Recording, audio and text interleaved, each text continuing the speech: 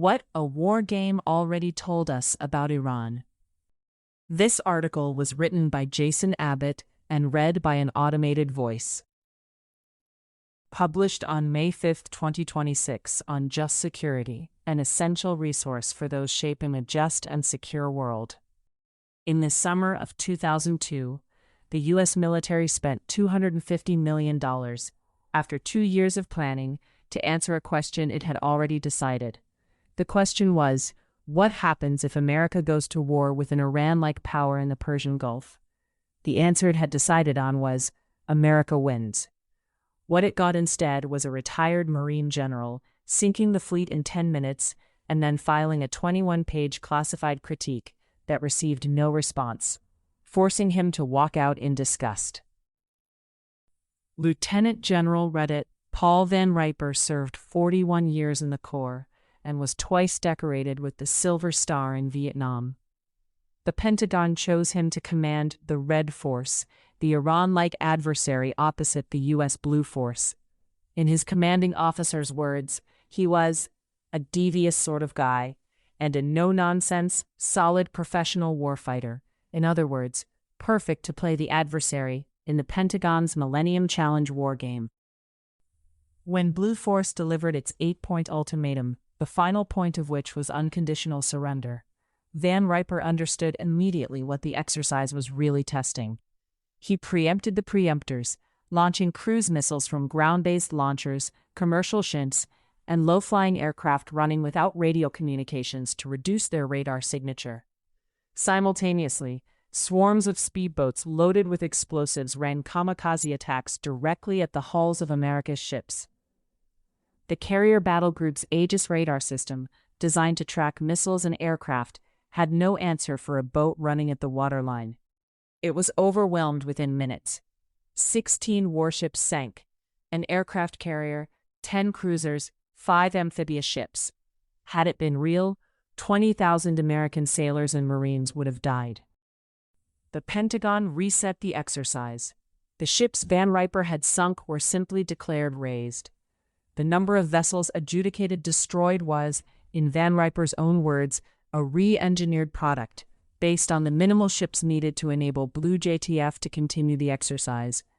This was not based on an assessment of what the modeling showed. It was a backward calculation from what Blue needed to still be in the game. The fleet was refloated because the results were inconvenient. Van Riper was then told to turn on his anti-aircraft radar so it could be targeted. His troops were forbidden to shoot down incoming aircraft. The location of his units was to be shared with the opposing force on demand. He stepped down, filed his critique, and received no response. 3 years later, the 700-page final report had still not been published.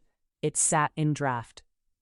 The new commander said he wanted to disavow the term effects-based operations and keep the approach. In the executive summary, Van Riper's tactics were attributed to a renegade element within the Red leadership. A general with 41 years of service, specifically chosen to test the system, had been converted into a character flaw. His conclusion was filed 12 days after the exercise. The Blue JTF did not arrive at that end state by engaging a thinking and adaptive enemy. The result was preordained. Any suggestion otherwise is not credible. As Van Riper told The Guardian, nothing was learned from this. A culture not willing to think hard and test itself does not augur well for the future. Throughout the exercise, every attempt by Van Riper's forces to open negotiations was refused. He offered to discuss the removal of his forces from the disputed islands. Blue declined to respond. Van Riper asked in his own report, why, if Blue had every instrument of power available, did it not open a single channel for dialogue before committing to military action? The answer was in the official 700-page report, buried in a sub-bullet.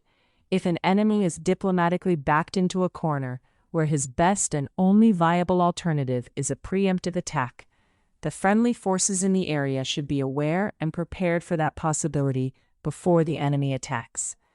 The report's authors knew The preemptive attack that sank the fleet was noted as a controversial event that provides insight. The experiment was declared a success.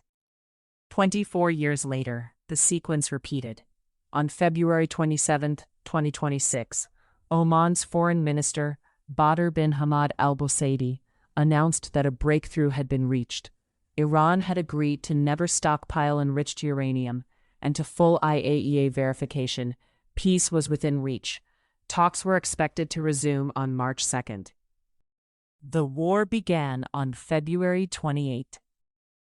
The United States and Israel struck first. They issued an ultimatum, with a military option already in motion.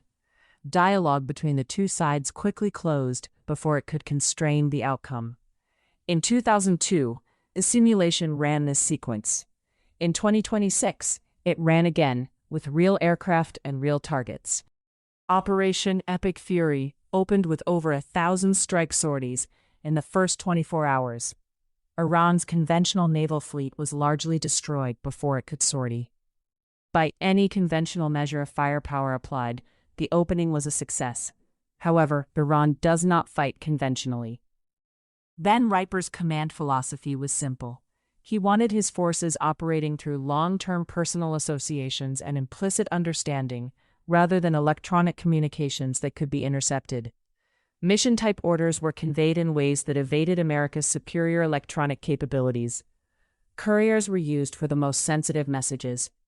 Taxiing aircraft used flashing lights from towers instead of radio. Van Riper's Red Team was decentralized, with each unit capable of acting without instruction from above. In 2026, Iran's Islamic Revolutionary Guard Corps, IRGC, relied on this Mosaic defense doctrine. Its 31 provincial commands each have pre-delegated launch authority. When Iranian Foreign Minister Abbas Araghchi acknowledged that military units had become independent and somewhat isolated, acting on pre-delegated orders, he was not describing a command failure. He was describing Van Riper's architecture, adopted wholesale and run for real. Ali Khamenei, Iran's supreme leader, was killed during the opening days of the war. His son, Mojtaba, a hardliner with close IRGC ties who has lost family to Israeli strikes, was confirmed as his replacement. Mojtaba inherited an institution whose decentralized command structure had already proved it could function without him, or in fact anyone. That is not a failure of the Mosaic Doctrine. That is the Mosaic Doctrine working exactly as designed. Tehran has been preparing for this war for nearly 4 decades. The Iran-Iraq War taught a generation of commanders that asymmetric tactics were the only viable doctrine against a conventionally superior adversary. The IRGC's decentralized logistics networks and doctrinal flexibility, as well as its capacity to absorb strikes and reconstitute, were all refined during irregular conflicts in Iraq, Syria, and Lebanon. This is what has kept the IRGC functioning despite the systematic assassination of its senior commanders. Iran is fighting this war with drones, geography, and patience. It is utilizing fast attack craft and unmanned surface vessels. Its Shahed drones are hitting radar installations, air bases, hotel lobbies, oil refineries. When its forces have closed the Strait of Hormuz, they've allowed only 4 to 5 vessels to cross per day, as compared to the hundreds that transited the strait prior to the war. On day 29 of the war, the Houthis entered the conflict, threatening to close a second choke point simultaneously. The Blue Force's intelligence failures have repeated. In the 2002 war game, Blue convinced itself that once certain command nodes were destroyed, Van Riper's Red Force units would have no choice but to use communications that could be intercepted. In 2026, the United States made the same assumption: degrade the command structure, and the enemy becomes legible. The technical term for this is mirror imaging. The enemy did not become legible. The United States did not know its enemy. U.S. forces have expended more than 850 Tomahawk cruise missiles, the most in any single American campaign in history, as compared to an annual production capacity of a few hundred. The war is costing an estimated $1 to $2 billion per day. Van Riper demonstrated in 2002 that a conventionally inferior adversary could keep fighting long enough to prevent the superior force from completing all its objectives. The mechanism was not matching firepower, it was outlasting it. Iran's strategic doctrine has a phrase at its center: survive and exhaust. The goal is not to defeat the United States in any conventional sense. It is to demonstrate that the cost of confrontation is militarily, economically, and politically unsustainable. The IRGC does not need to win the war. It needs to deny Washington a credible declaration of victory before the domestic political clock runs out. Tehran is willing to negotiate an end to the war, but on terms that make the next American military action politically untenable. This, too, was in the simulation. Van Riper's Red Force, even constrained and scripted, retained its regime at the end of hostilities and lived to reconstitute. The unacknowledged finding of Millennium Challenge, buried in the official report beneath a declaration of success, was that even with a stacked deck, Blue still could not complete all its objectives. Red maintained its government and lived to strengthen, rearm, and build again. 2 months after the war began, the regime is intact. The Strait of Hormuz is under Iranian control. The regime has not been forced to make any additional concessions regarding its nuclear program. Iranian proxies are damaged but operational, having adopted the same decentralized command and control apparatus as their IRGC masters. And the Houthis are engaged in the fight. The IRGC has lowered its recruitment age to 12 years old, while the United States Army has raised its upper limit to 42. The most intensive American air campaign since the 2003 Iraq War has degraded the Iranian military capability, but no credible political end state has emerged. Van Riper filed his report on August 12, 2002. The finding was recorded. The doctrine was renamed. The simulation was declared a success. On February 28, 2026, an adversary diplomatically backed into a corner, watched the bombers form up, and calculated its options. More than 2 decades earlier, Van Riper's report accurately predicted what an adversary in Iran's position would do next. Thank you for listening to this article, published on Just Security. To stay up to date on Just Security's analysis of law, policy, and current events, go to justsecurity.org.